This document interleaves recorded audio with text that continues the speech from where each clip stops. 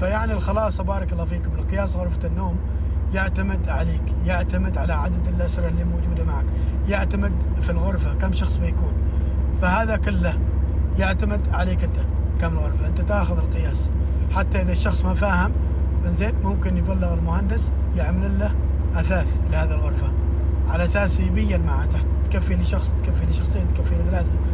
ترى نحن هنا بدولة الخليج بشكل عام معنا هدر مساحات، هدر مساحات. يعني لما تطلع للدول الخارجية زين المساحة معهم ضريبة عليها، حتى ان الغرفة يعملوها 3 في 3 او 3.5 في 2.5. انت لما تزور هنا الفنادق، هنا انا ما اكلمك عن برا، لو تزور فنادق هنا في عمان بتحصل عرض الجناح 3 متر، وصافل لك الطول، هي صافل لك الطول وصافل لك غرفة سرير بعدها